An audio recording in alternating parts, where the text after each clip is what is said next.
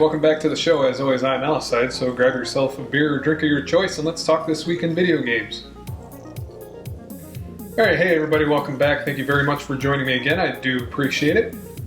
Now, this week we had our second and final console launch for the year. The Xbox One dropped on the 22nd, so we're pretty much all done with the hardware news for this year, at least the major news stories. We still might have a couple more things coming handheld-wise, but otherwise we can start focusing more on the games that are coming out for the next gen. So let's get into it. Now, I don't talk about Kickstarters very often because, well, there's just so freaking many of them, but there's occasionally one that pops up that catches my attention, and this week there was one that got my attention. I actually signed up to be notified of when it went live, and that's Snow Castle Games' Festival of Magic.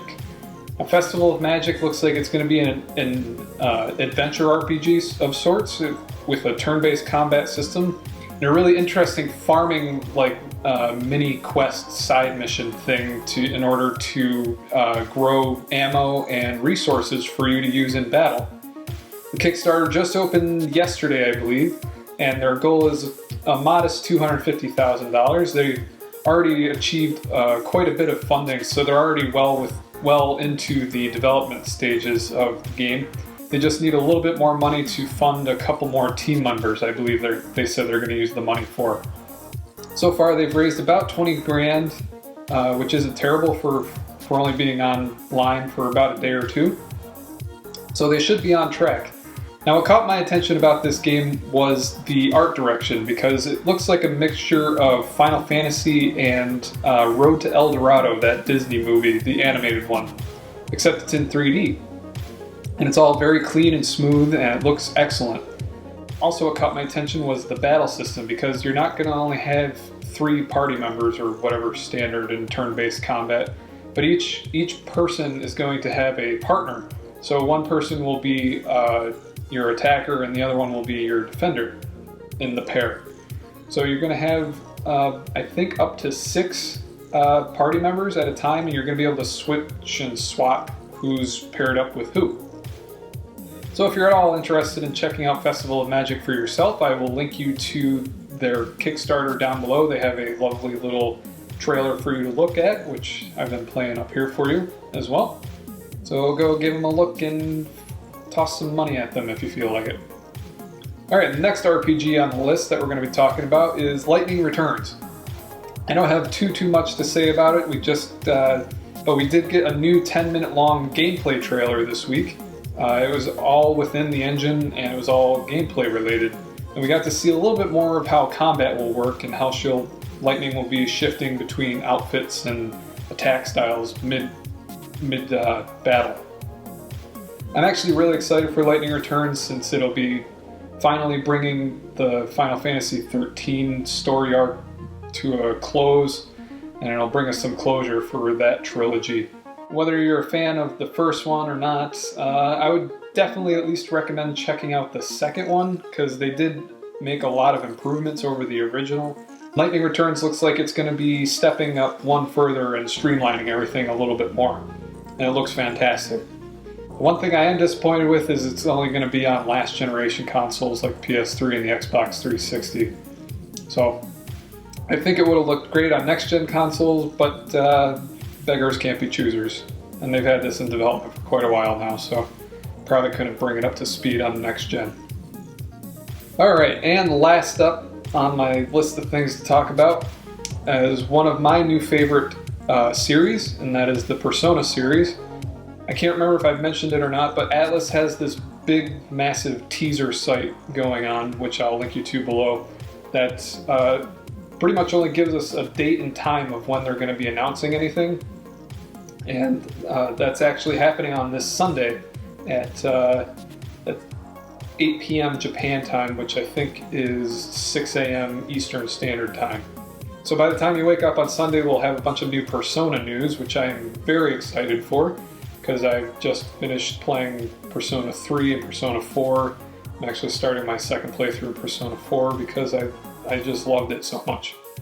But in congruence with their teaser website, they've also been doing a couple of teaser videos which pulled an element from Persona 4 called the Midnight Channel, which is this really creepy kind of fuzzy look into the television world of something related to whatever the hell's going on in game anyway.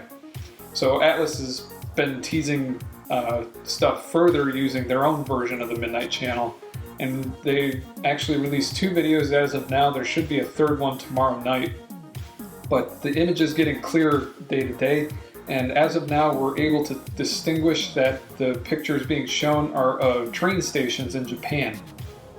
Now, train stations have been confirmed to be 6 locations, and they are actually the same locations that are listed on their teaser website. So Tokyo, Osaka, Nagoya, Fukuoka, Sendai, and Sapporo.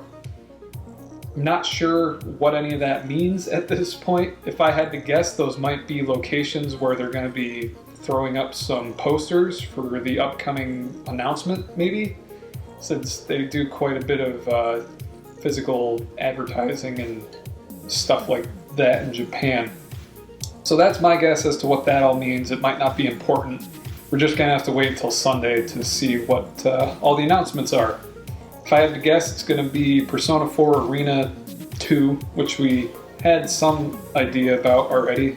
Probably the Persona 4 movie, I think. And the 3rd one is what is going to be the exciting one, I think. It's either gonna be Persona 4 Volume 2, which I think is going to blend Persona 4 and Persona 3 characters, or it's going to be Persona 5, which would be awesome also. So, Sunday, wake up, check. I'll probably be tweeting about it because I'm going to be really excited on Sunday, so if you want to get a little update on it, just go follow me. I'll put my username somewhere around here. So I think that about covers everything that I wanted to talk about today. A lot of RPG related stuff, like I said, which is exciting because that is my most favorite genre. Again, I'm repeating myself now, that's how much I love it.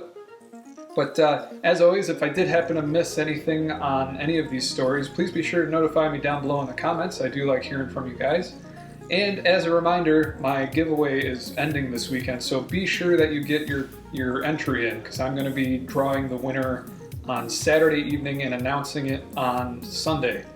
So there will be another video coming up on Sunday the 24th to announce the winners of Hotline Miami Steam codes that I have. So keep an eye out for those. And also, we're still continuing our Let's Play through of Super Mario Bros. 3. I'm on to World 6 now, which is the Land of Ice.